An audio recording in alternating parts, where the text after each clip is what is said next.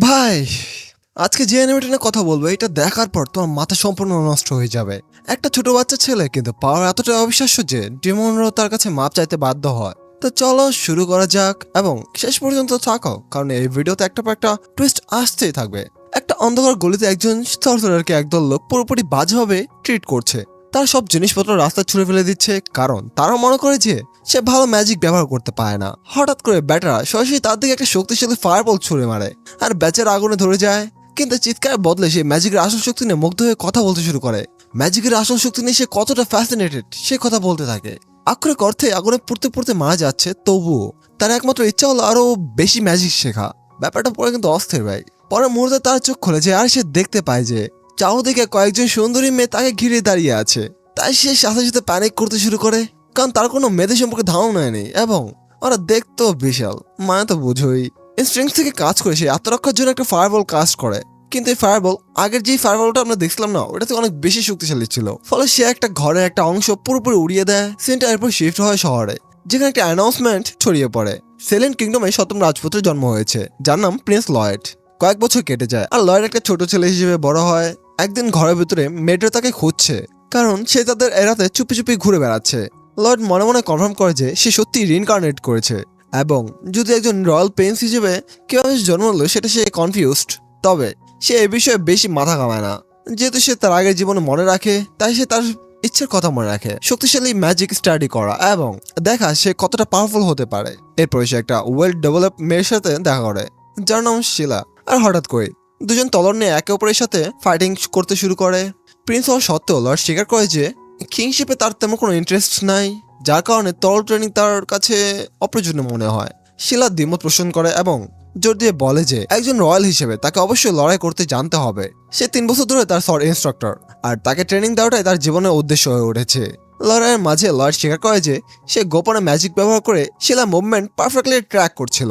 মানে শিলা আসলে তার রিফ্লেকশনের সাথে লড়াই করছিল, যেটা একরকম চিটিং বলতে পারো, মানে ফুললি কপি করতেছিল আর কি শিলারে। আর এই ব্যাপারে তার কোনো মাথা ব্যথা নেই, কারণ সে শুধু ম্যাজিক শিখতে চায়। লড়াইটা আনফেয়ার মনে করে সে ফিজিক্যাল এনহ্যান্সমেন্ট ম্যাজিক ব্যবহার করে, যা তাকে সামান্য ভেসে উঠতে এবং শিলার উচ্চতার সমান হতে সাহায্য করে। যেই না সে আঘাত করতে প্রস্তুত হয়, শিলা অনায়াসে তার আক্রমণ ব্লক করে এবং প্রকাশ করে যে সে শুরু থেকেই তার চিটিং লক্ষ্য করেছিল। বর্ধিত রিচ, লেভিটেশন এবং বাড়তি শক্তি, সবকিছু।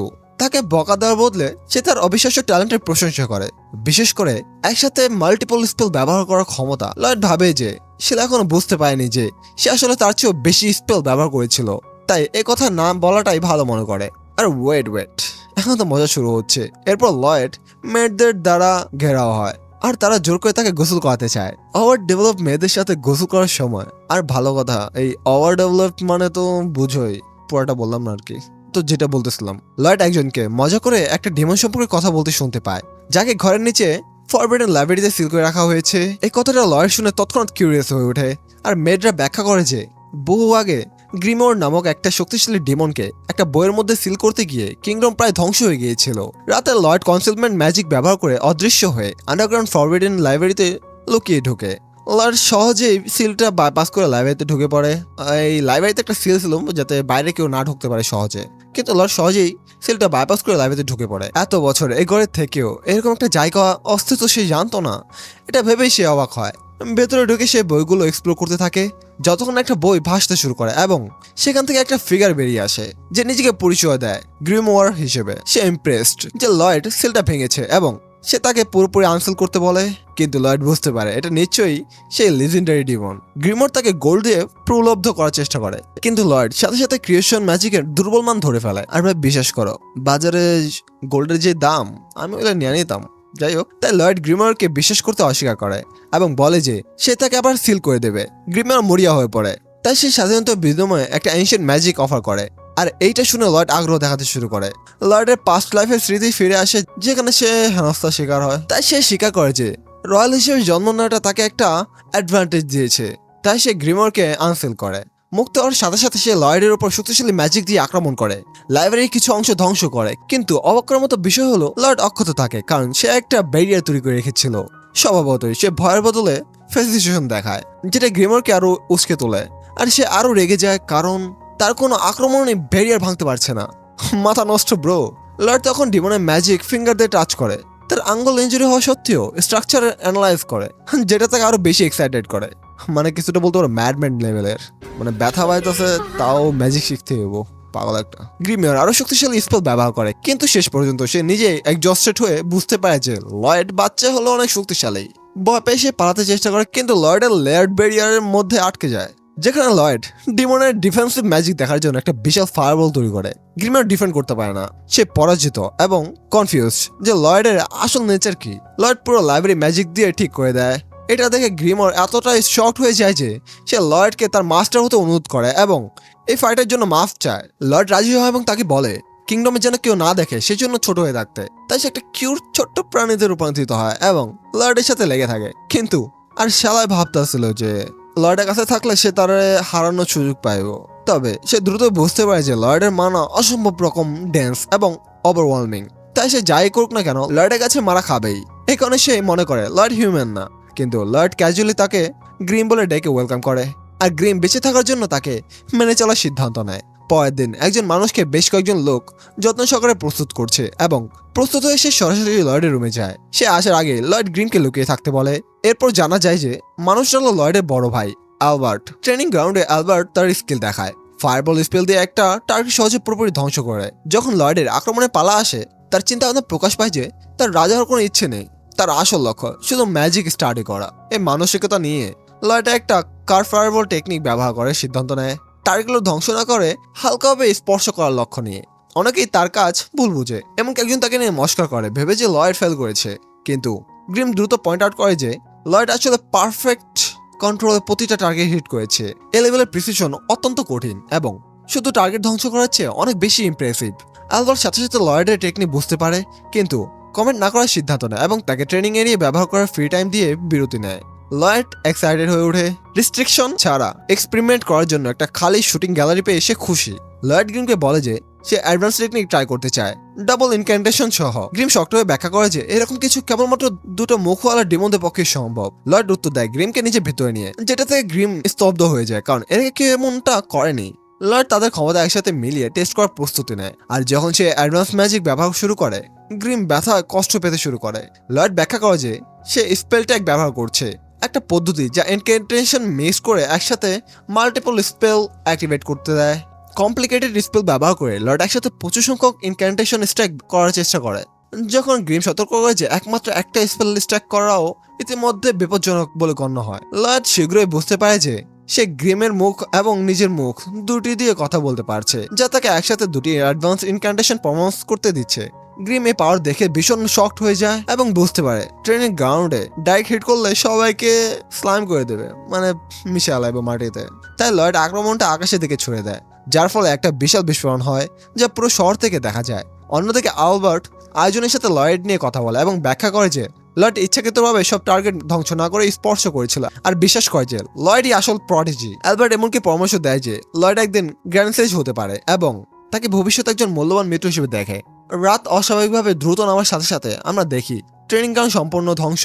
গ্রিম অবিশ্বাসে তাকিয়ে থাকে, বুঝতে পারছে না লয়েড আকাশে ফুটো করে দিয়েছে, কিন্তু লয়েড শান্তভাবে তার ম্যাজিক দিয়ে সব ক্ষতি ঠিক করে দেয়। পরে গ্রিম লয়েডকে জানায় যে ঘটনাটা এদের মধ্যে নিউজে এসে গেছে, আর নিউজ পেপার পড়তে গিয়ে লয়েড একটা আর্টিকেল দেখে একটা র্যাঙ্ক অ্যাডভেঞ্চারিং কোম্পানি সম্পর্কে, যারা বিপজ্জনক ডানজন ক্লিয়ার করে এবং শক্তিশালী আইটেম সংগ্রহ করে। এটা তার কিউরিসিটি জ্বালিয়ে দেয় এবং সে সাথে সাথে সিদ্ধান্ত নেয় যে সে ডানজন এক্সপ্লোর করতে চায়। গ্রিম সতর্ক করে যে প্রাসাদ থেকে হারিয়ে যাওয়া অনেক সাসপেক্টেড হবে, তাই এই সমস্যার সমাধানে লয়েড নিজের একটা কাঠের রেপ্লিকা তৈরি করে, মানে ক্লোন। রেপ্লিকা দেখতে হুবহু লয়েডের মতো এবং ইন্টারনাল স্ট্রাকচার এবং বেসিক মুভমেন্টও একই রকম। তবে সে একটা সমস্যার কারণ, সে লয়েডের সবচেয়ে ছোট্ট পরিবর্তনও লক্ষ্য করে। ছদ্মবেশ বজায় রাখতে গ্রিম রিপ্লিকার ভেতরে তার চেতনা বা আত্মা রাখে, আর তার আসল শরীর লয়েডের হাতে থাকে। লয়েড তখন সফলভাবে প্রাসাদ থেকে বের হয়, গ্রিমের সাথে কানেক্টেড থেকে। লয়েড বের হওয়ার পর গ্রিমের মাথায় খারাপ চিন্তা আসে, তবে সে ইমোশনাল হয়ে পড়ে যখন লয়েড তার উপর আস্থার কথা প্রকাশ করে। ঘরের পরে লয়েড বুঝতে পারে যে সে জানে না ডানজন কোথায় পাওয়া যায়, কিন্তু শীঘ্রই সে দেখতে পায় একটা মেয়েকে মনস্টাররা তাড়া করছে, কিন্তু সে সহজে তার ফিজিক্যাল স্ট্রেংথ দিয়ে তাদের মেরে দেয়। লয়েড তার ব্রিদিং স্টাইল দেখে বিশেষ কিছু বুঝতে পারে এবং কাই সম্পর্কে পড়া একটা এনার্জি কথা মনে করে, যা নিয়ন্ত্রিত শ্বাসের মাধ্যমে শরীরকে শক্তিশালী করে। মেট অনেক দূর থেকে লয়েডের উপস্থিতি টের পায় এবং তাকে ধরার সিদ্ধান্ত নেয়। ধরা পড়া এড়াতে লয়েড একটা ইলুশন স্পেল দিয়ে তার চেহারা পরিবর্তন করে। সে নিজেকে রবার্ট নামে পরিচয় দেয় এবং দাবি করে যে সে একজন বিগিনার অ্যাডভেঞ্চারার। সে আগে থেকে ফিশার কম্বাইন করে একটা সম্পূর্ণ নতুন চেহারা তৈরি করে, কিন্তু নিশ্চিত করে যে চেহারা কোনো বাস্তব মানুষের মতো না। মেয়েটা নিজেকে তাও হিসেবে পরিচয় দেয়, একজন বি র্যাঙ্ক অ্যাডভেঞ্চারার এবং মার্শাল আর্টিস্ট, যে দ্রুতই রবার্টের প্রতি আগ্রহী হয়ে ওঠে। দুজন একসাথে ডানজনে ঢোকে, যেখানে তাও অনায়াসে মনস্টার হারায় আর লয়েড ম্যাটেরিয়াল সংগ্রহ মনোযোগ দেয়। বিরতির সময় লয়েড কায় সম্পর্কে জিজ্ঞেস করে এবং জানতে পারে এটা কন্টিনেন্টে অত্যন্ত রেয়ার এবং পুরোপুরি শ্বাসের মাধ্যমে নিয়ন্ত্রিত।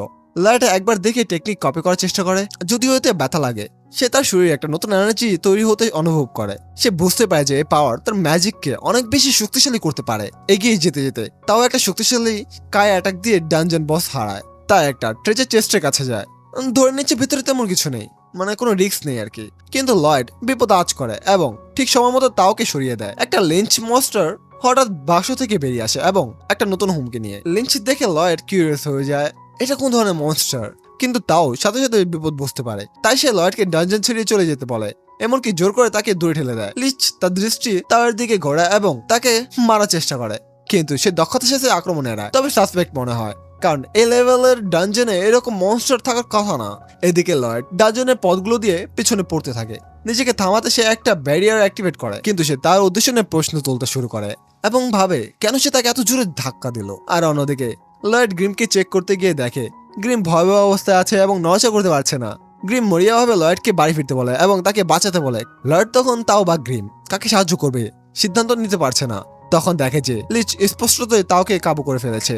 সে বুঝতে পারে মনস্টারকে হারানো তার পক্ষে সম্ভব না এবং মৃত্যু ঘনিয়ে আসছে, কিন্তু বিশ্বাস করে লয়েড ইতিমধ্যে পালিয়ে গেছে। সে নিজেও পিছিয়ে আসার চেষ্টা করে। সেই মুহূর্তে লিচ কথা বলে, যা তাওকে শক করে, কারণ এই ধরনের মনস্টারের কথা বলার কথা না। সে জানায় যে তার বুদ্ধিমত্তা এবং জ্ঞান আছে, কারণ সে অ্যাডভেঞ্চারার খেয়ে তাদের সোল জ্ঞান এবং তাদের স্কিল শুষে নিয়েছে। সে ব্যাখ্যা করে যে তাও খাওয়ার যোগ্য না, কিন্তু আগে যে ছেলেটা ছিল সে তার আক্রমণে অস্বাভাবিক দ্রুততা দেখিয়েছিল, তাই সেই ছেলেটার প্রতি বেশি আগ্রহী। তাও ভাবে লয়েডকে যেভাবে লিস্ট থেকে বাঁচাতে হবে। তাই সে তার শক্তি সঞ্চয় করে এবং শক্তিশালী আক্রমণ করে, যেগুলো প্রায় কোনো ক্ষতি করে না। সব শক্তি খরচ করে সে শেষে জ্ঞান হারায়, কিন্তু লিস্ট তাকে শেষ করার আগে লয়েড এসে তার ব্যারিয়ার দিয়ে আক্রমণ ব্লক করে, তাওকে বাঁচায় এবং পরিস্থিতির নিয়ন্ত্রণে নেয়। লিক আরেকটা আক্রমণ করে, কিন্তু লয়েড হঠাৎ অসম্ভব গতিতে তার পেছনে চলে যায় এবং বড় বড় আক্রমণ সহ্য করে। সাথে সাথে তার শ্বাস নিয়ন্ত্রণ করতে থাকে। সে কায় এবং মানা একসাথে মেলাতে চেষ্টা করে। লিচ দেখে তার কাছে লয়েডের ব্যারিয়ার ভাঙার কোনো উপায় নেই এবং অনেক বেশি রেগে যায়, কিন্তু লয়েড ইচ্ছাকৃতভাবে ব্যারিয়ার ডিঅ্যাক্টিভেট করে। লিচকে বোঝায় যে তার ডিফেন্স ভেঙে গেছে।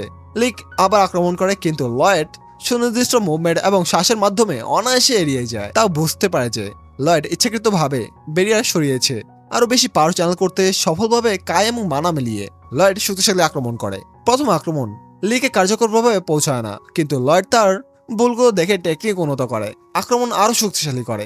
এই কারণে পরের আক্রমণ লিচের ডিফেন্স অতিক্রম করে। লয়েড নতুন টেকনিক ব্যবহার করে এবং পুরো প্রসেস এনজয় করতে থাকে। লিচ যখন পেন ভিজিয়ে ফেলেছে সে বুঝতে পারে সে কাবু হয়ে যাচ্ছে। শেষ পর্যন্ত লয়েডের ফাইনাল এবং সবচেয়ে শক্তিশালী আক্রমণ মনস্টারকে পরাজিত করে। সে বুঝতে পারে না কিভাবে এত সিম্পল দেখতে একটা টেকনিক তার শক্তিশালী ম্যাজিককে ছাড়িয়ে গেল। মারপিটের পর তারা ডানজনের ভেতরে ট্রেজার বক্স খোলে, আর তাও হতাশ হয়। ভেতরে শুধু একটা পুরনো ছুরি, কিন্তু লয়েড বুঝতে পারে ছুরিটা মানা দিয়ে ট্রিট করা হয়েছে এবং জিজ্ঞেস করে সেটা রাখতে পারবে কিনা। যেহেতু তাই মনে করে এনচেন্টমেন্ট তেমন বেশি কিছু না, তাই সে তাকে রাখতে দেয়। হঠাৎ ডানজন ভেঙে পড়তে শুরু করে। ট্রেজার নেওয়ার পর এটা স্বাভাবিক ঘটনা, আমরা সব অ্যানিমেতে কম বেশি দেখি। তাও এর মতে লয়েড নিরাপদে পালানোর আগে বক্সের একটা অংশ সংগ্রহ করতে পারে। ডানজন নিজেকে ফিল করার সাথে সাথে সে তাওয়ের সাথে একটু কথা বলে, তারপর ঘরে ফিরে যায়। ঘরে ফিরে লয়েড গ্রিমকে চেক করে জানতে পারে যে স্পারিং এর সময় সিরা তাকে পেরিয়েছে, এই কারণে সে অবস্থায় আছে। এর জন্য দায়িত্ববোধ করে লয়েড ক্ষমা চায়, কিন্তু দ্রুত ডানজন থেকে আনা ছড়ি দিয়ে এক্সপেরিমেন্টের মনোযোগ দেয়। পিউরিফিকেশন ম্যাজিক ব্যবহার করে। লয়েড মানা এসেন্সকে বেসিক উপাদানে আলাদা করে, তেল, সিলভার এবং hematite. I don't know what is that. যাই হোক, সে প্রাসাদ থেকে সিলভার কয়েন জোগাড় করে গলিয়ে ফেলে এবং পরে সুলফা থেকে তেল নেয়। উপাদানগুলো একত্রিত করে সে সফলভাবে একটা মানা এসেন্স তৈরি করে, যা সে তরলে ব্যবহার করতে পারবে। অ্যালবার্টের সাহায্যে লয়েড নাদের কাছ থেকে অস্ত্র সংগ্রহ করে এনচেন্ট করার জন্য। অনেক অস্ত্র এনচেন্টমেন্ট এত শক্তিশালী হওয়ার কারণে ভেঙে যায়, কিছু সফলভাবে এনচেন্টেড হয়। ব্যর্থতার হার বেশি হলেও লর্ড ভালো সংখ্যক সফল এনচেন্টমেন্ট করে। একজন বিজ্ঞানের জন্য স্বাভাবিক চেয়ে অনেক বেশি। কিছুদিন পরে লয়েড কতটা কাজে লেগেছে দেখে অ্যালবার্ট তাকে একটা মনস্টার হান্টিং মিশনে আমন্ত্রণ জানায় রিয়েল কম্ব্যাটে এনচেন্টেড অস্ত্র টেস্ট করতে। তাই লয়েড খুশি হয়ে রাজি হয়। গ্রুপটা তাদের গাড়িতে বসে মনস্টার হান্টিং এ যাত্রা শুরু করে। কিছুক্ষণ পরে গ্রুপ একটা ঘন জঙ্গলে পৌঁছায়। লয়েড জিজ্ঞেস করে সব মনস্টার এখানে থাকে কিনা, আর বলা হয় আসল টার্গেট আরো নিচে একটা লেকের কাছে। লয়েড বেশ এক্সাইটেড কারণ সে সাধারণভাবে ঘরের ভেতরে থাকে। এগিয়ে যাওয়ার সময় অ্যালবার্ট শিলাকে টিচ করে কারণ সে সারাক্ষণ লয়েডের দিকে চোখ রাখছে, কিন্তু সে ব্যাখ্যা করে সে তার টিচার এবং প্রোটেক্টর হিসেবে সাথে আসতে পেরে শুধু কৃতজ্ঞ। তাদের হালকা কথাবার্তা বাধা পায় যখন হঠাৎ মনস্টাররা গ্রুপে আক্রমণ করে। মনস্টাররা অস্ত্রশস্ত্র নিয়ে রেডি। পরিস্থিতি আরো বিপজ্জনক হয়ে ওঠে, কিন্তু নাইটরা তৎক্ষণাৎ লয়েডকে রক্ষা করতে এগিয়ে আসে। নাইটরা মনস্টারদের সাথে লড়াই চালিয়ে যায় আর একটা আঘাতে কয়েকটা মনস্টার কেটে যায়। নাইটরা বুঝতে পারে তাদের তরল অবিশ্বাস্য রকম তীক্ষ্ণ হয়ে গেছে, স্বাভাবিক লেভেলের অনেক উপরে। তাই লয়েড খুশি হয় জেনে তার এনচেন্টমেন্ট ম্যাজিক সফলভাবে কাজ করছে। শিলা নিজের শক্তিতে বেশ কয়েকটা মনস্টার হারায়। তার অস্ত্র এনচেন্টেড নয় সত্ত্বেও লয়েডে নিয়ে আরো ভাবার আগেই আর একটা মনস্টার তাকে আক্রমণ করে, কিন্তু হঠাৎ তাও এসে মনস্টারকে অনায়াসে লাথি মেরে দূরেই সরিয়ে দেয়। লয়েড তাকে সেখানে দেখে শকড হয়। সে ব্যাখ্যা করে একটা শক্তিশালী প্রেজেন্স অনুভব করে সে এখানে এসেছে। তাও দ্রুত লয়েডকে কার ব্রিদিং ব্যবহার করতে দেখে নিঃসন্দিহান হয়ে পড়ে, কারণ এটা রবার্টের প্রেজেন্সের মতোই মনে হচ্ছে। লয়েড ভেতরে ভেতরে প্যানিক করে কারণ সে ভুলে গেছে যে এখন সে তার রবার্ট পরিচয় ব্যবহার করছে না। তাও যখন তাকে খটিয়ে দেখছে আরেকটা মনস্টার আক্রমণ করে, কিন্তু শিলা সাথে সাথে সেটা সাফ করে দেয়। তাও আর শিলা একে অপরের সাথে ব্রিফিং শুরু করে, একটা সংক্ষিপ্ত তর্কে জড়িয়ে পড়ে যতক্ষণ না আলবার্ট থামিয়ে দেয় এবং তাকে লেকের সাথে নেওয়ার আমন্ত্রণ জানায়। লেকে পৌঁছানোর পর আলবার্ট আনুষ্ঠানিকভাবে নিজেকে সালম কিংডমের দ্বিতীয় রাজপুত্র হিসেবে পরিচয় দেয়। তা অবাক হয়ে তার আগের আচরণের জন্য ক্ষমা চায়, কিন্তু ভেতরে ভেতরে ভাবে আলবার্ট দেখতে রবার্টের মতো, কিন্তু বুঝতে পারে তারা একই ব্যক্তি নয়। তাও বলে সে আগে পরিচিত কাউকে অনুভব করেছে, যার কারণে লয়েড সন্দেহ এড়াতে তারপর পিছনে লুকিয়ে পড়ে। পরে অ্যালবার্ট তার সাথে কথা বলে এবং জোর দিয়ে বলে একা ভ্রমণ করা বিপজ্জনক, তাই সে তাকে সকাল পর্যন্ত গ্রুপের সাথে থাকতে বলে, বিশেষত কারণ তার সেন্সিং অ্যাবিলিটি অত্যন্ত কাজে। হঠাৎ তাও একটা শক্তিশালী মনস্টার আসছে বলে ডিটেক্ট করে এবং গ্রুপ লড়াইয়ের জন্য প্রস্তুত হয়। একটা বিশাল ওয়ারউলফ আক্রমণ করে এবং নাইটরা এটাকে বেয়ারউলফ নামের একটা ভয়ঙ্কর প্রাণী হিসেবে চেনে।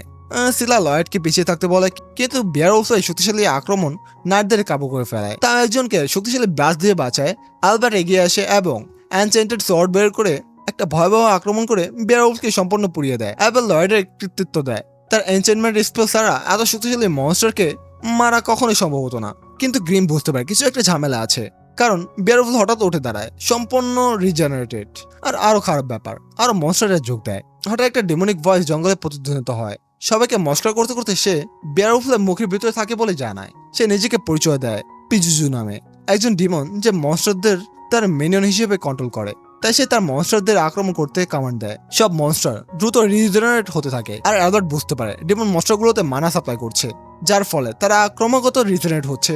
লয়েড লুকিয়ে গ্রিমকে পিজুজু সম্পর্কে জিজ্ঞেস করে, তাই সে ব্যাখ্যা করে পিজুজু মানা ট্রান্সমিশন ব্যবহার করে, মানা স্ট্রিং দিয়ে মনস্টারগুলোকে পাপেটের মতো কন্ট্রোল করছে। যতক্ষণ পিজুজু অ্যাক্টিভ থাকবে মনস্টারগুলো হারানো সম্ভব না। তাই লয়েড সাথে সাথে মানা ট্রান্সমিশন শেখাতে বলে। বিপদ থাকা সত্ত্বেও গ্রিম বেসিক ব্যাখ্যা করতে শুরু করে এবং লয়েডের নতুন টেকনিক বোঝার ক্ষমতায় শকড হয়ে যায়। সে সাথে সাথে একটা পারফেক্টলি ট্রান্সমিটেড মানা কনস্ট্রাক্ট তৈরি করে।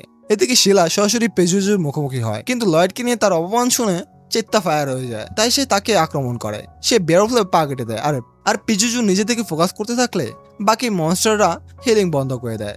সে পিজুজুকে আরো আক্রমণ করে এবং বেয়ারউলফকে দুই ভাগে ভাগ করে ডিমনকে বাইরে ছুড়ে ফেলায়। আর পিজুজু ভাবছে কিভাবে একটা সাধারণ মেয়ে এত কিছু করতে পারলো। শিলা তাকে দুর্বল ডিমন বলে এবং প্রতিজ্ঞা করে যে সে কখনো লয়েডকে আঘাত করতে দেবে না। হঠাৎ পিজুজু তার মুখ থেকে একটা অদ্ভুত এনার্জি ছাড়তে শুরু করে আর বাকিরা শিলাকে সাহায্য করতে এগিয়ে আসে। এনার্জিটা চারদিকে ছড়িয়ে পড়ে।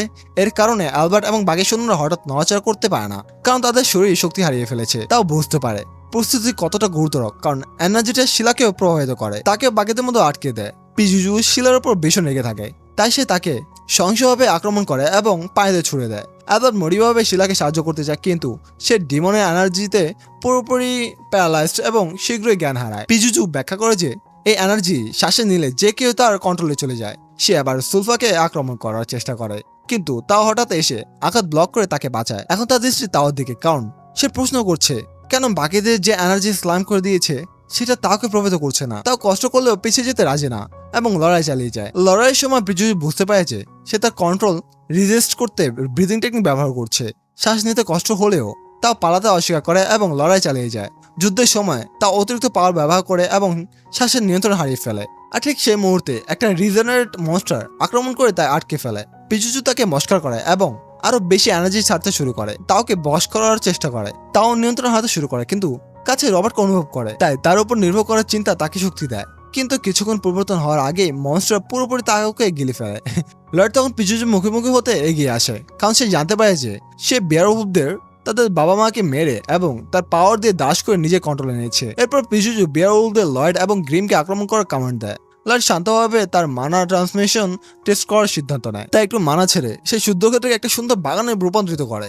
এই মানা ব্যবহার করে সে তাদের সবাইকে তাদের বাবা মায়ের স্মৃতি দেখায়, যা তাদের আবেগকে আপ্লুত করে এবং বেয়ারউলফের আক্রমণ বন্ধ করে দেয়। পিচুচু অবাক হয়ে যায়, কিভাবে একটা বাচ্চা এত সহজে তার ম্যাজিক অতিক্রম করলো। একটা ওলফকে কমান্ড করা হয় তাওকে ছেড়ে দিতে, আর সে অক্ষত বেরিয়ে আসে। পিচুচু তখন তার নিজের ওলফদের দ্বারা মারা খায়, তাই সে বেয়ারউলফদের মানা সাপ্লাই কেটে দেয়। কিন্তু লয়েড আরো বেশি পাওয়ার ছেড়ে জবাব দেয়। লয়েড এক্সাইটেড হয়ে একসাথে মাল্টিপল স্পেল কাজ করতে শুরু করে, পিচুচুকে অসংখ্য ব্যারিয়ারের লেয়ারে আটকে ফেলে। পিচুচু বারবার পালানোর চেষ্টা করে, কিন্তু ফুল স্পিডে পালানোর চেষ্টা করেও সে শেষ পর্যন্ত ব্যারিয়ারের ভিতরে সিল হয়ে যায়। লয়েড প্রতি মিনিট শত শত স্পেল কাজ চালিয়ে যায়। লয়েড ব্যারিয়ার রিলিজ করে, পিচুচুকে পরাজিত করে, আর পিচুচু গায়েব হওয়ার সময় গ্রিম তাকে শুষে নেয় এবং তার সব মানা নিয়ে নেয়, একদিন লয়েডের বিরুদ্ধে প্রতিশোধ নেওয়ার জন্য। আল্লাহ যাওরা। এরপর সৈনিকরা জ্ঞান ফিরে পায়। লয়েড দ্রুত একটা গল্প তৈরি করে যে রবার্ট নামে একজন সর্সার সবাইকে বাঁচিয়েছে। পরে কিংডমে রাজা অ্যালবার্টের প্রশংসা করেন, কিন্তু তার ভুলগুলো ধরিয়ে দেন। তাই তিনি জোরালোভাবে লয়েডকে ভবিষ্যতে রাজা প্রার্থী হিসেবে সুপারিশ করেন, কিন্তু লয়েড সাথে সাথে অফারটা প্রত্যাখ্যান করে। এরপর লয়েড বাকি বেয়ারউলফদের একটার সাথে বন্ধুত্ব করে, আর তার নাম দেয় শিরো। শিলা লয়েডকে মশা টেমিং ব্যাখ্যা করতে আসে, আর রাজা এবং অ্যালবার্ট লয়েডকে দেখেন দুজনে নিশ্চিত যে তার ভবিষ্যৎ অসাধারণ হবে। কিছুদিন পরে লয়েড লক্ষ্য করে যে শিরু সিম্পল কমান্ড দ্রুত শেখে, কিন্তু একাধিক অ্যাকশন এবং টাইমিং সম্বলিত কমপ্লেক্স কমান্ড সমস্যা হয়। লয়েড বুঝতে পারে তার মশলা সম্পর্কে সঠিক নলেজ নেই এবং কে এই বিষয়ে এক্সপার্ট হতে পারে তা ভাবতে শুরু করে। লয়েড আর শিলা দুজনেরই একই সাথে একই ব্যক্তির কথা মাথায় আসে। তারা গার্ডেন টাওয়ারের প্রিন্সেস অ্যালেসকে ভিজিট করতে যায়, যেটা অনেক পশু এবং মনস্টার দ্বারা ভরা। গ্রিম জায়গাটা দেখে অবাক হয়, আর লয়েড ব্যাখ্যা করে যে অ্যালেস সালোমের 6 জন প্রিন্সেসের একজন এবং তার বড় বোন। হঠাৎ অ্যালেস লয়েডের ওপর ঝাঁপিয়ে পড়ে, যা দেখে শিলা পুরোপুরি স্তব্ধ হয়ে যায়, কারণ আপন ভাইয়ের সাথে অ্যালেসের অতি আদর মাখা ব্যবহারে। অ্যালেসের মেড অ্যারিস দ্রুত হাজির হয় এবং অ্যালেসকে ঝাড়িয়ে দেয় এমন পাগলের মতো আচরণের জন্য, বিশেষ করে যেহেতু সে তার আপন ভাই। অ্যালেস তখন সাথে সাথে বুঝে যায় যে লয়েড শিরু সম্পর্কে জিজ্ঞেস করতে এসেছে এবং শিরুকে বেয়ারউলফ হিসেবে সঠিকভাবে চিহ্নিত করে। এটা লয়েডকে অবাক করে, কিন্তু অ্যালেস ব্যাখ্যা করে যে তার এই ক্ষমতা সচেতন জ্ঞান থেকে না, মনে থেকে আসে। লুরো নামে একটা শক্তিশালী মনস্টার কোনো দৃশ্যমান কমান্ড ছাড়াই সামনে আসে। লয়েড বুঝতে পারে অ্যালেস তার মনস্টারের সাথে মনের মাধ্যমে মানসিক ইমেজ শেয়ার করে এবং যোগাযোগ করছে, কমান্ড দেয় না। সে অ্যালেসকে এই পদ্ধতি শেখাতে বলে, যাতে শিরুর সাথে এভাবে যোগাযোগ করতে পারে। অ্যালেস ব্যাখ্যা করে যে এই পদ্ধতি কঠিন এবং পশু ও মনস্টারের সাথে যোগাযোগের ভিত্তি হিসেবে ভালোবাসার কথা বলতে শুরু করে। তার আশেপাশে সব পশু জড়ো হয়ে তার গায়ে লেগে থাকে, তার প্রকৃতির সাথে সংযোগ প্রমাণ করে। কিন্তু এই পশুরা কিছুটা চিপকু টাইপের, আর বোনের মতো আর কি, মানে শিলার কাছ থেকে আদর খাওয়ার চেষ্টা করে আর তার কাপড় টেনে ধরে। লয়েড ধারণাটা বোঝে এবং শিলাকে একটু বেশি আবেগের সাথে জড়িয়ে ধরে, কিন্তু জানা যায় এটা ছিল তার কল্পনা। এরপর লয়েড অ্যালিসের পদ্ধতি শিরুর সাথে ট্রাই করে, একটা স্পষ্ট মানসিক ইমেজ তৈরি করে এবং মনের মাধ্যমে পাঠায়। শিরু সাথে সাথে বুঝে যায় এবং লয়েড যা চাইছিল তা পারফেক্টলি করে। অ্যালিস বুঝতে পারে যে লয়েড সহজভাবে একটা সত্যিকারের মনস্টার ট্রেমার টেকনিক ব্যবহার করেছে, তার ইচ্ছা শেয়ার করে। লয়েড উপসংহারে আসে যে ভালোবাসা একটা গুরুত্বপূর্ণ ফ্যাক্টর, কিন্তু আরো গুরুত্বপূর্ণ হলো পারস্পরিক বোঝাপড়া এবং ইমোশনাল কানেকশন, যা সত্যিকারের যোগাযোগ সম্ভব করে। পরে সেখান থেকে চলে যাওয়ার সময় অ্যালবার্ট এসে লয়েডকে জানায় যে সে তাকে তার বড় ভাই এবং চতুর্থ রাজপুত্র ডানের সাথে দেখা করতে চায়। ডান একজন দক্ষ ব্ল্যাকস্মিথ লয়েডকে একটা ফোর্জে নিয়ে যায় এবং এনচেন্টিং ডেমনস্ট্রেশন করতে বলে। এরপর লয়েড অবিশ্বাস্য গতি এবং প্রিসিশনে একটা তরোয়াল এনচেন্ট করে, যা ডানকে শর্ট করে যে লয়েড মাত্র একটা ছোট্ট বাচ্চা। ডান লয়েডের অসাধারণ ট্যালেন্ট সম্পর্কে নিশ্চিত হয় এবং তার সেই আল্টিমেট স্পেল বার্নিং সর্ট তৈরি স্বপ্ন শেয়ার করে, যা ব্যবহার করে যে কেউ ম্যাজিক ব্যবহার করতে পারে।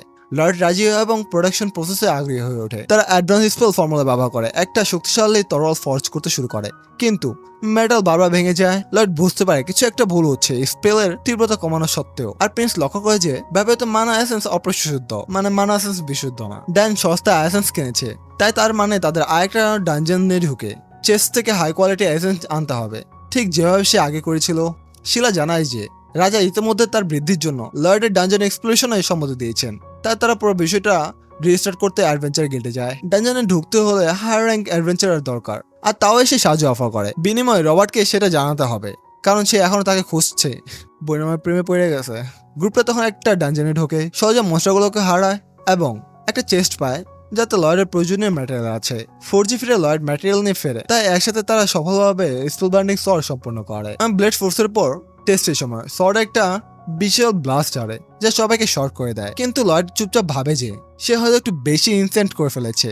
সেই রাতে লয়েড তার রুমে বিশ্রাম নেয়, কিন্তু তার ক্ষমতা ব্যবহার করে সে সেন্ট্রাল গার্ডেনে একটা অদ্ভুত প্রেজেন্স অনুভব করে যা শুরুও ডিটেক্ট করতে পারেনি। আর সে দেখে যায় একটা মিস্টিরিয়াস মাস্ক মেয়ে বাগানে দাঁড়িয়ে আছে। মেয়েটা অলক্ষ্যভাবে পালানোর চেষ্টা করে, কিন্তু লয়েড অর্থাৎ বাগানে পৌঁছায় এবং তাকে শান্তভাবে অভিবাদন জানায়, কারণ সে তার পাওয়ার নিয়ে কিউরিয়াস। সে আবার পালানোর চেষ্টা করে, কিন্তু পায় না, কারণ ইতিমধ্যে লয়েড জায়গাটা চারদিকে ব্যারিয়ার দিয়ে রেখেছে। মেয়েটাকে স্পষ্টতই তার বেশিরভাগ কাপড় খুলতে হয় যাতে সে তার পাওয়ার ব্যবহার করতে পারে। যদি সে কোনো শিশুকে আঘাত করতে চায় না, লয়েড সাথে সাথে বুঝতে পারে জায়গাটা বেশি ভরে গেছে এবং সে টক্সিক মানা দিয়ে তাকে দুর্বল করার চেষ্টা করছে। সে দ্রুত নিজেকে রক্ষা করতে পিউরিফিকেশন স্পেল ব্যবহার করে, কিন্তু মেয়েটা নিশ্চিত যে পিউরিফিকেশন তার পাওয়ারের বিরুদ্ধে কাজ করে না। সে তখন একটা শক্তিশালী স্পেল ব্যবহার করে লয়েডের চারদিকে বিষ পাড়িয়ে দেয়। সে ব্যাখ্যা করে যে তার বিষ পিউরিফাই করা সম্ভব না। লয়েড পরিস্থিতি অ্যানালাইজ করে এবং বুঝতে পারে তার পিউরিফিকেশন স্পেল যে কোনো পরিচিতি বিষ নিউট্রালাইজ করতে পারে। তাই যদি এটা কাজ না করছে তাহলে তার বিষ অজানা হতে হবে। সে অনুমান করে সে মানার মাধ্যমে সরাসরি বিষের প্রকৃতি ট্রান্সমিউট করছে। তাই সে মনে করে যে বিরল কিছু মানুষ বিশেষ ধরনের মানা নিয়ে জন্ম নেয়, বিপজ্জনক ক্ষমতা দেয় এবং সমাজ তাদের ভয় পায়। মেয়েটা এটা নিশ্চিত করে এবং ব্যাখ্যা করে যে এরকম মানুষদের ব্লাইটেড বলা হয়, এবং সে প্রকাশ করে যে সে নিজে পয়জন ব্লাইটেড। জন্ম থেকে সে ক্রমাগত বিষ ছড়াচ্ছে এবং অন্যরা তাকে ভয় পেয়ে একা করে রেখেছে। তার পাওয়ার ব্যবহার করে সে সহজে লয়েডের ব্যারিয়ার ধ্বংস করে, যা লয়েডকে এক্সাইটেড করে, কারণ সে বুঝতে পারে সে পয়জন দিয়ে ব্যারিয়ারকে দুর্বল করেছে। আর মেয়েটা এটাও জানে যে সে ইচ্ছাকৃতভাবে সীমিত পরিমাণ বিষ ব্যবহার করেছে। তাই লয়েড বাঁচবে, কিন্তু সুস্থ হতে কয়েকদিন লাগবে। এরপর মেয়েটা দৃশ্য থেকে সম্পূর্ণভাবে অদৃশ্য হয়ে যায়, কোনো চিহ্ন রাখে না। গ্রিম শীঘ্রই এসে তার অবস্থান চেক করে। লয়েড ব্যাখ্যা করে সে হিলিং টেকনিক দিয়ে ধীরে ধীরে সুস্থ হচ্ছে এবং বিষের স্থায়ী প্রভাব পড়বে না। গ্রিম জিজ্ঞেস করে লয়েড তাকে কেন তাড়া করেনি। লয়েড জানায় যে সে ইচ্ছাকৃতভাবে তাকে যেতে দিয়েছে যাতে সে তার হার্টে নিয়ে যায়। সে মনে করে সুলফা তাকে আগে অ্যাসাসিন গিল্ড সম্পর্কে বলেছিল এবং উল্লেখ করেছিল যে গিল্ডে 6 জন সদস্য আছে, প্রত্যেককে অন্যান্য ক্ষমতা সম্পন্ন এবং তাদের ধরার জন্য পুরস্কার দেওয়া হবে। তাই এই তথ্য লয়েডকে অনেক বেশি এক্সাইটেড করে। লয়েড ব্যাখ্যা করে যে যদিও মেয়েটা অত্যন্ত দক্ষ, কিন্তু সে এখনো তার গতিবিধি ট্র্যাক করতে পারছে, কারণ মেয়েটা লুকানোর সময় স্পেসে ছোট ছোট ডিস্ট্রেশন তৈরি করছে। আর এই প্যাটার্ন একবার বোঝা গেলে সহজভাবে ট্র্যাক করা যায়। লয়েড তার পথ অনুসরণ করার সিদ্ধান্ত নেয়। অল্প সময় পরেই শিলা আর শিরু সেখানে এসে প্যানিক করে যখন বুঝতে পারে লয়েড নেই। সিনটা শিফট হয় অ্যাসাসিন গিল্ডের হাইড আউটে, যেখানে পয়জন গার্ল রেন অন্য সদস্যদের সাথে মিলিত হয়। একজন সদস্য প্রশ্ন করে যে টার্কির নামেরই কেন ফিরে এসেছে। মেয়েটা ব্যাখ্যা করে যে সে একটা শিশু ছিল, কিন্তু নতুন তথ্য শেয়ার করে যে স্পেল ব্লাড অস্ত্র ব্যাপকভাবে উৎপাদিত হচ্ছে, যা সম্ভাব্য যুদ্ধের ইঙ্গিত দেয়। হঠাৎ টালিয়া নামের একজন মহিলা বুঝতে পারে যে কেউ তাদের পর্যবেক্ষণ করছে, কারণ জানা যায় লয়েড তাদের অনুসরণ করে এসেছে এবং কাছে লুকিয়ে আছে। সে এগিয়ে এসে সবাইকে অবাক করে, রেন কেও যে শক যে লয়েড পয়জন কেউ বেঁচে আছে। আর একজন সদস্য উল্লেখ করে যে লয়েড আসলে সত্যম রাজপুত্র। ভাই এই পুরো এপিসোডে যা যা হলো সেটা একটু রিক্যাপ করা দরকার, কারণ ইনফো ওভারলোড হয়ে যাওয়ার চান্স আছে। লয়েড ডিমন সিল ভাঙলো, ডিমনকে পোষ বানালো, ডানজন এক্সপ্লোর করলো, মনস্টার ব্যাটল জিতলো, স্পেল বাউন্ড শট বানালো, একজন অ্যাসাসিনের বিষ সহ্য করলো, আর শেষমেশ তাদের হাইডার পর্যন্ত ট্র্যাক করে চলে গেল। এবং সবকিছুর পরে রাজপুত্র হওয়ার কোনো ইচ্ছে তার নেই, শুধু ম্যাজিক শিখতে চায়। পুরো জিনিসটা উল্টাপাল্টা করে দিল ভাই। গিল্ডের সদস্যরা বুঝতে পারে পরিস্থিতি কতটা বিপজ্জনক হয়ে উঠেছে, কারণ লয়েড তার বেরিয়ে সরিয়ে দেয় এবং সরাসরি লড়াই নামার সিদ্ধান্ত নেয়। সে বলে ইউনিক অ্যাবিলিটি মানুষদের সাথে লড়াইটা ভারী ডিফেন্স আরে বেশি মজার, মানে সে আসলে সোজাসুজি হাতাহাতি করতে চায়। গিল্ডের একজন সদস্য নাম ব্যাবলেন, যার শরীর অস্বাভাবিক রকম নমনীয়, সে লয়েডকে শক্তিশালী কিক দিয়ে আক্রমণ করে, কিন্তু লয়েড সেগুলো অনায়াসে ব্লক করে ফেলে। ব্যাবিলন জানায় সে জন্ম থেকে এমন, শরীরটা ইঁদুরের মতো মুছড়ে নিতে পারে। লয়েড একটু অবাক হয়, কারণ এ ধরনের নমনীয়তা শুধু ম্যাজিক দিয়ে অর্জন করা সম্ভব না। এরপর আরেকজন সদস্য অ্যাটাক করে, সে কার্ভ ভিত্তিক অ্যাবিলিটি ব্যবহার করে। এই অ্যাবিলিটিতে কথার সাথে মানাযোগ হয়, শব্দগুলো শক্তিশালী হয়ে ওঠে। লয়েড অনুভব করে তার শরীর ভারী হয়ে মাটিতে দেবে যাচ্ছে। আচ্ছা, এই জিনিসটা কিছুটা ওই যে আমাদের জুসু কাইসেন আছে না, ওইটার ভিতরে একটা ক্যারেক্টার আছে, ওইটার মতো আর অ্যাবিলিটিটা।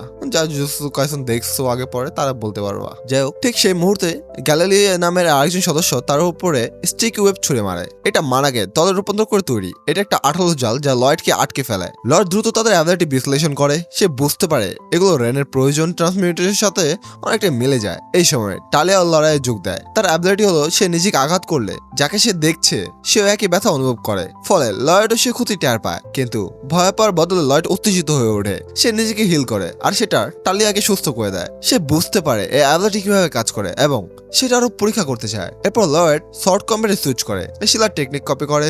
লয়েডের মাঝে গ্যালিলিয়া ভুল করে টালিয়ার উপর ওয়েব ছুড়ে দেয়, যা তার পোশাক ছেড়ে ফেলে।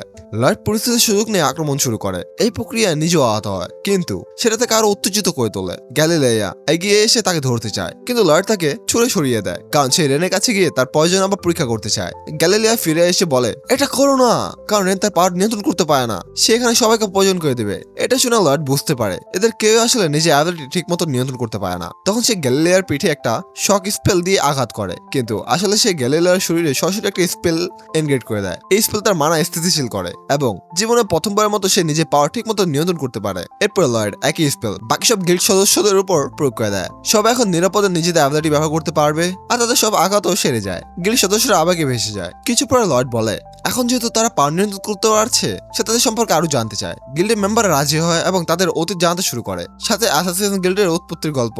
তারা বলতে শুরু করে তাদের লিডার জেডের কথা।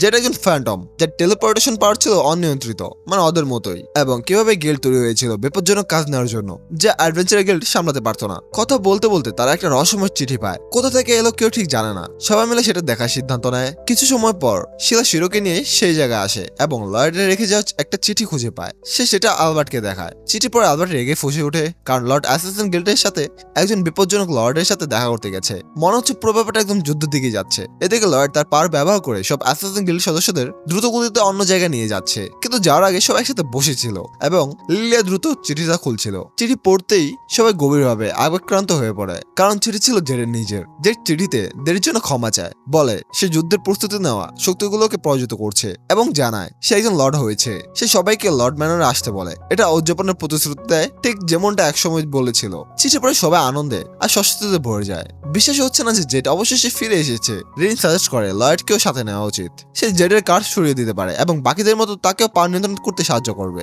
কিন্তু লয়েড চিঠিটা নিয়ে একটু কৌতূহলী। তারা সবাই মিলে সেই জায়গার দিকে রওনা দেয় যেখানে চিঠিতে ডাকা হয়েছিল। লয়েড একটা জায়গায় সবাইকে নামিয়ে দেয়, ঢোকার আগে একটু বিশ্রাম নেওয়ার জন্য। তীব্র গতির কারণে সবাই ক্লান্ত। রেন বনে খাবার সংগ্রহ করা যাওয়ার প্রস্তুতি দেয়। প্রকৃতির সাথে তার গভীর সম্পর্ক এখানে স্পষ্ট হয়। এই সময় ব্যাবিলন রেনের করুণ অতীতের কথা বলে। ছোটবেলায় তার প্রয়োজন দুর্ঘটনাক্রমে তার বাবা মাকে মেরে ফেলেছিল। এরপর সে একা বনে বেঁচে থাকতো। একটা ফ্ল্যাশব্যাকে দেখা যায় জেডি প্রথম রেনকে এই দলে এনেছিল।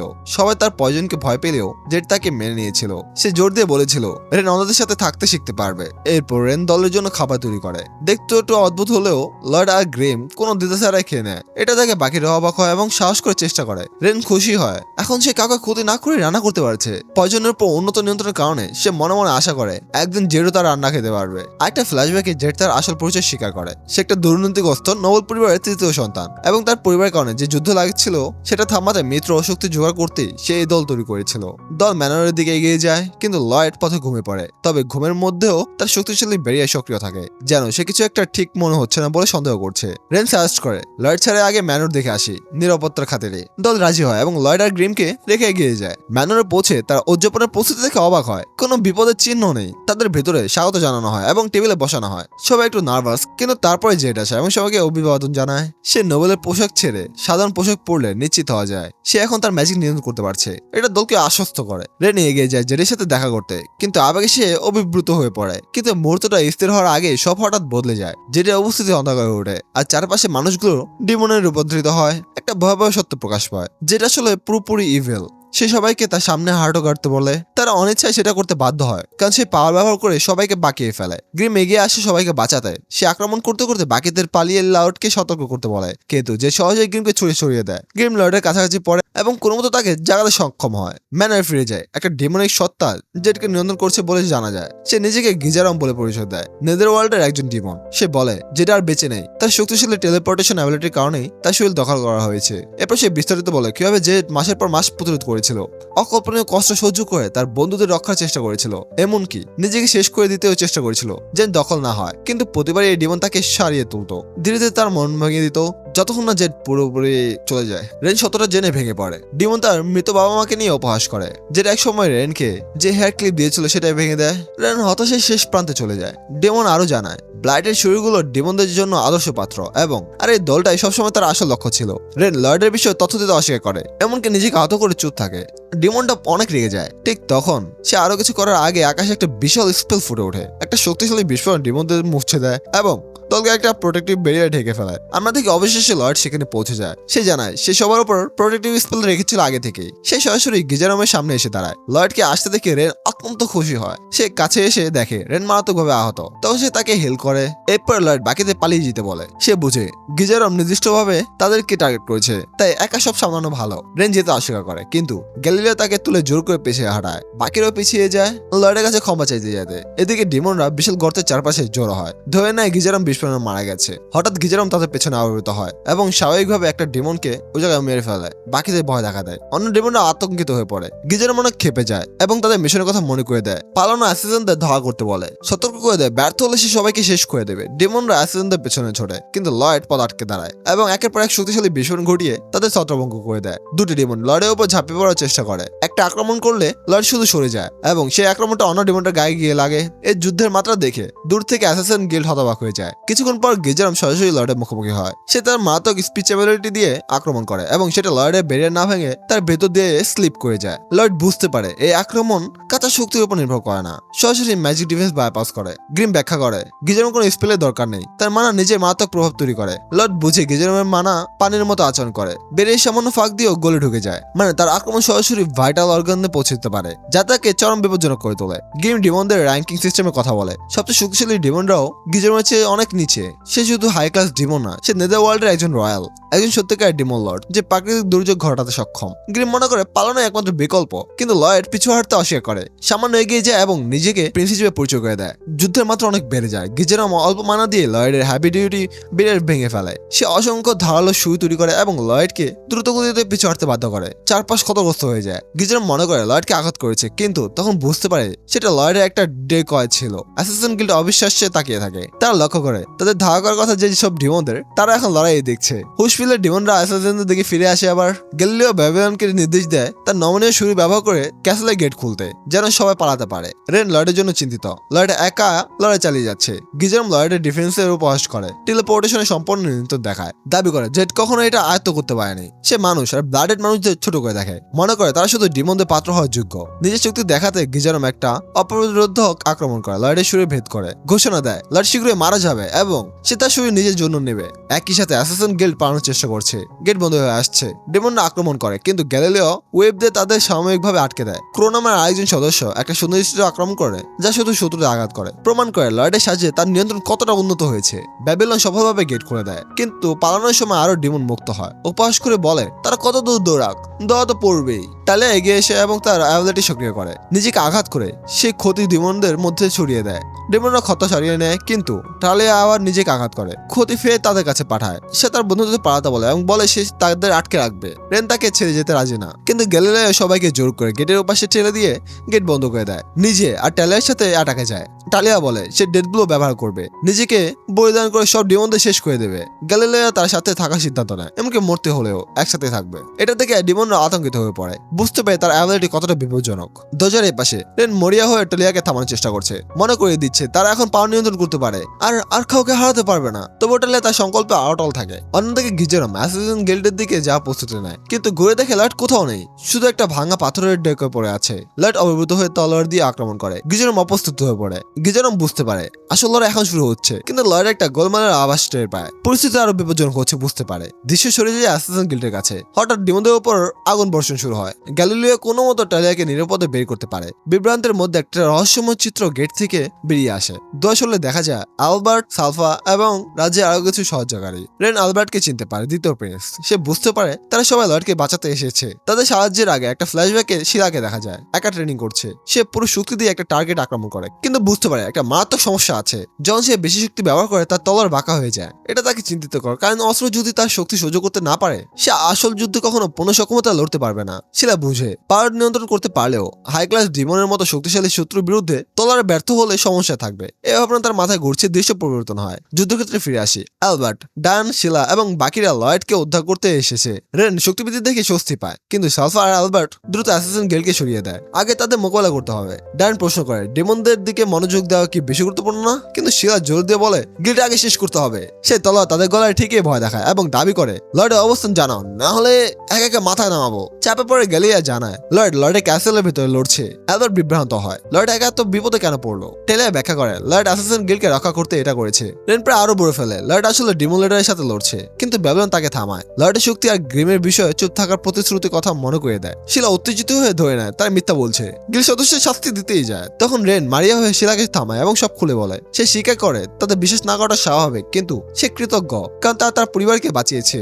যে কোনো শাস্তি সে নিজেই নিতে রাজি, কিন্তু সে জানায় লর্ড লড়ছে কারণ ডিমনরা জেডকে নিয়েছে, যে তাদেরও পরিবার। রেনের আন্তরিকতা দেখে শিলা একটু থামে। ঠিক তখন একটা ডিমন আক্রমণ করে, কিন্তু আলী তার মনস্টার লুরু নিয়ে আসে। লুরু ডিমনটাকে গিলে ফেলে রেনকে বাঁচায়। আলী বলে লুরু রেনকে আক্রমণ করতো যদি তার মনে খারাপ উদ্দেশ্য থাকতো। এটা দেখে অ্যালবার্ট এবং বাকিরা রেন ও অ্যাসাসিন গিল্ডকে আপাতত বিশ্বাস করার সিদ্ধান্ত নেয়। অ্যালবার্ট ঘোষণা দেয় তারা একসাথে ডিমনদের বিরুদ্ধে লড়বে। শিলাকে নির্দেশ দেয় লর্ডকে খুঁজে বের করে ফিরিয়ে আনতে, কিন্তু রেন তাকে থামায়, বলে লর্ড দুর্বল কারোর সাথে লড়ছে, সাহায্যের দরকার নেই। এতে শিলা খেপে যায়, কিন্তু সে কিছু করার আগেই গিজরামের উপর থেকে আক্রমণ করে তাদের লর্ডের মাঝের ব্রিজ ধ্বংস করে দেয়। শিলার কাছে পৌঁছানোর পথ বন্ধ হয়ে যায়। অ্যালবার্ট বোঝে আর এগোলে সবাই আটকে পড়বে। সবাইকে নদীর কিনারায় ফিরে যেতে নির্দেশ দেয়, কিন্তু শিলা হতাশ।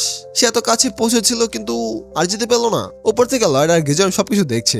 গিজরাম স্বীকার করে নিচে এই বিশৃঙ্খল মাঝেও তার মনে শুধু লর্ডের উপর। নিচে লড়াই তীব্র হয়। অ্যালবার্ট তার বাহিনী নিয়ে ডিমনদের ঠিকই রাখছে। আগুনের আক্রমণ ক্ষতি করলেও ডিমনদের রিজেনারেশন তাদের মরতে দিচ্ছে না। শেলপায় ভাঙা সেতুর কাছে শিরোকে নিয়ে দাঁড়ায়। লর্ডের কাছে পৌঁছাতে শিরোকে লাভ দিতে বলে। দূরত্ব অনেক বেশি। শিরো তবু চেষ্টা করে হানুগতে টানে পোড়াটা দেয়, কিন্তু নদীতে পড়ে যায়, পারেনি নদীর উপায় যেতে। শিলা নিজে লাভ দেওয়ার কথা ভাবে, কিন্তু গ্যালিলিও তাকে থামায়, বলে অ্যালবার্টকে সাপোর্ট করে এখন বেশি গুরুত্বপূর্ণ। হঠাৎ পোলা নামে একটা ডিমন শিলার উপর আক্রমণ করে। সে অনায়াসে সব ডজ করে।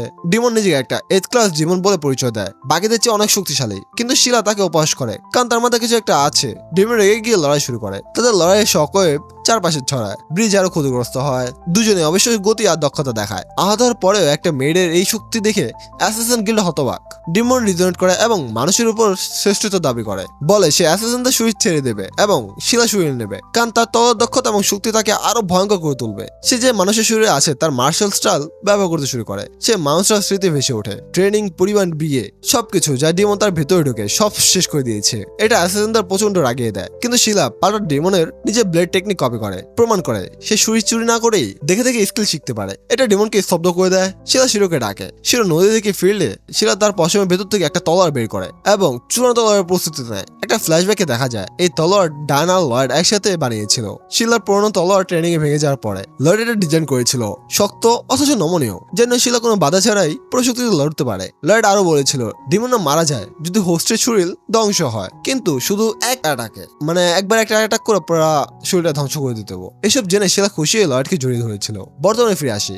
শিলা তলোয়ার তুলে নিয়ে নিজেকে প্রস্তুত করে। ডিমন পোলা তার তলোয়ার দেখে উপাস করে এবং আক্রমণ করে, কিন্তু সে আক্রমণ করার সেকেন্ডেই শিলা তলোয়ার চালায় এবং তার চূড়ান্ত টেকনিক ব্যবহার করে একটা আঘাতে ডিমনকে পুরোপুরি কেটে ফেলায়। এই টেকনিকের নাম লিডিং টাইগার বাইট। ডিমন সঙ্গে সঙ্গে মারা যায়। অ্যাসাসিন গিল্ড অবিশ্বাসে তাকিয়ে থাকে, চোখের পলক যে যুদ্ধ শেষ। ডিমনকে শেষ করার পরে শিলা হবে লড়াইটা মজারই ছিল, কিন্তু একটু খারাপ লাগে কারণ শেষে মানুষটা দারুণ দক্ষতা আর সাহস নিয়ে লড়েছিল, আর একটা ডিমন তার ভিতরে সব নষ্ট করে দিয়েছে। কাছে রেন চুপ বসছে। বাকি অ্যাসাসিন গিল্ড সদস্যরাও সেই পতিত মানুষটার জন্য চুপচাপ বর্তনা করছে। হঠাৎ যুদ্ধক্ষেত্র জুড়ে ঘন বাস পড়তে শুরু করে। এটা আসলে লর্ডের কাজ। চারপাশে ভারী কুয়াশা ঢেকে যায়, দেখা কঠিন হয়ে পড়ে। লর্ড বুঝতে পারে সে একটা মারাত্মক ভুল করে ফেলেছে। একটা ফ্ল্যাশব্যাকে দেখা যায় লর্ড গিজরামের আক্রমণ ডজ করতে করতে ভাবছে গিজরামের মানা স্পেয়ার গুলো বিভিন্ন প্যাটার্নে আসে, কিন্তু সবগুলো ধ্বংসাত্মক কেন্দ্র একই। এগুলো সিঙ্গেল বা ডাবল লেয়ার ব্যারিয়ারে ভেঙে ফেলায় এবং অবিশ্বাস্য গতি ও শক্তিতে আসে। লর্ড ভাবে ভারী শক্তিশালী ব্যারিয়ার দিয়ে টেকা যাবে, কিন্তু এতে একটা বড় ঝুঁকি আছে। গিজরাম যখন ক্রোর টেকনিক ব্যবহার করে তখন আক্রমণ ব্যারিয়ার সম্পূর্ণ এড়িয়ে ভিতরে ঢুকে যায়। বেরিয়ে সেটা ধীর করতে পারে, কিন্তু সরাসরি আঘাত হলে মৃত্যু নিশ্চিত। এই উপলব্ধির মাঝে গিজরাম টেলিপোর্ট করে আরেকটা আক্রমণ করে। লর্ড ক্রমাগত ফাঁকি দেয়। লর্ড গিজরামের সবচেয়ে বিপজ্জনক টেকনিক চিহ্নিত করে, শ্যাডো উলফ। এই টেকনিক তাকে ক্রমাগত দ্রুতগতিতে নড়তে বাধ্য করে। একটু থামলে গিজরাম তার অবস্থান লক করে সরাসরি আক্রমণ পাঠাতে পারবে। মানে সে পরিষ্কার লর্ডের স্টেমিনা ফুরানো পর্যন্ত অপেক্ষা করছে। এই ক্লান্তিকর আর নাছাড়ন্দে আক্রমণের বিরুদ্ধে লর্ড সিদ্ধান্ত নেয় লড়াইয়ের পদ্ধতি বদলাতে হবে। আর সে আরো জোরে নিজেকে শক্তিশালী করে এবং স্পেল কাস্টিং টাইমকে কয়েক সেকেন্ডে কমানোর চেষ্টা করে। তারপর ডাবল কাস্টিং ব্যবহার করে একটা বিশাল আগুনের কনস্ট্রাক্ট তৈরি করে, কিন্তু গিজারাম নিশ্চিন্তে সরে যায়, পোশাক নোংরা হওয়ার ভয়ে টেলিপোর্ট করে। হ্যাঁ, এটা লয়েড চেয়েছিল। সমস্যা হলো বিশাল আগুনের আক্রমণটা নদীতে গিয়ে পড়ে। আগুন আর পানির সংঘর্ষে পুরো এলাকা ঘন বাষ্পে ঢেকে যায়, দৃশ্যমান প্রায় শূন্য।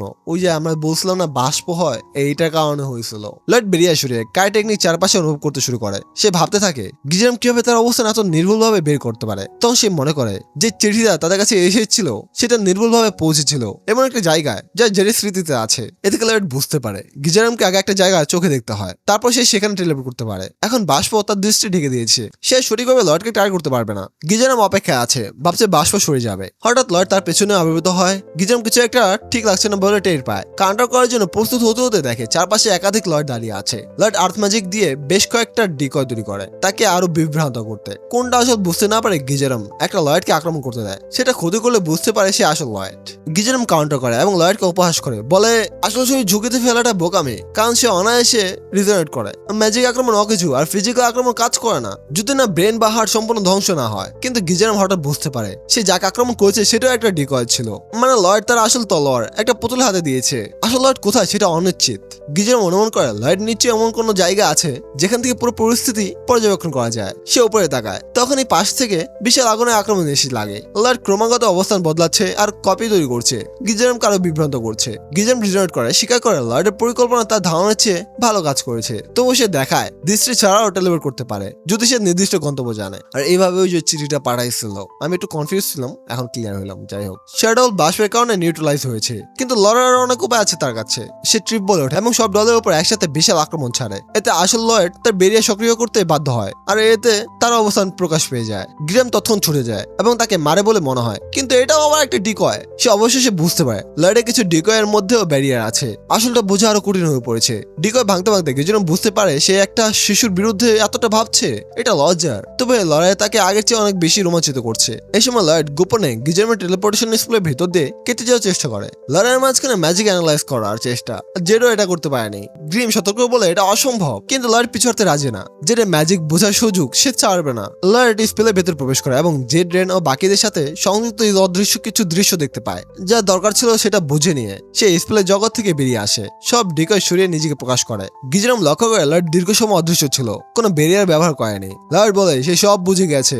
গিজারাম বলে লয়েড তাকে হারাতে পারবে না, ক্লাসিক ভিলেনের মতো তাকে নিজের পক্ষে যোগ দেওয়ার প্রস্তাব দেয়। আমরা ম্যাক্সিমাম ক্ষেত্রে এরকম দেখছিলাম যে যখন ভিলেন পারে না হিরোর সাথে, তখন বলে যে আমার সাথে আসো, তোমার পাওয়ার দিমু, এটা দিমু, সেটা দিমু। তার দাবি করে তার দুজনে ম্যাডম্যান, তারা একই রকম। লয়েড সরাসরি প্রত্যাখ্যান করে, বলে মানুষ দুর্বল, কিন্তু চেষ্টা, কল্পনা এবং স্বপ্নের মাধ্যমে শক্তিশালী হয়। এই কথায় গিজারামকে আরো রাগিয়ে দেয়। সে লয়েডকে মারতে টেলিপোর্ট করে, কিন্তু লয়েড তার চেয়ে দ্রুত সরে গিয়ে শক্তিশালী এক এনহ্যান্স পাঞ্চ মারে। লয়েড জানায় কাই টেকনিক দিয়ে অতি মানবিক শক্তি অর্জন করেছে এবং ম্যাজিক দিয়ে নিজের সীমা আরো বাড়িয়েছে। গিজারাম বুঝতে পারছে না লয়েড তার টেলিপোর্টেশন এত সঠিকভাবে কিভাবে আন্দাজ করলো। লয়েড শান্তভাবে বলে, পারলে নতুন কিছু দেখাও।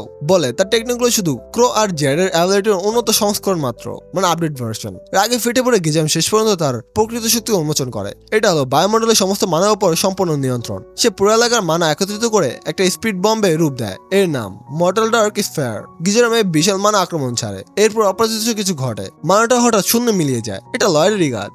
গিজারাম পুরোপুরি হতবাক, এটা অসম্ভব হওয়ার কথা, এটা কিভাবে হলো?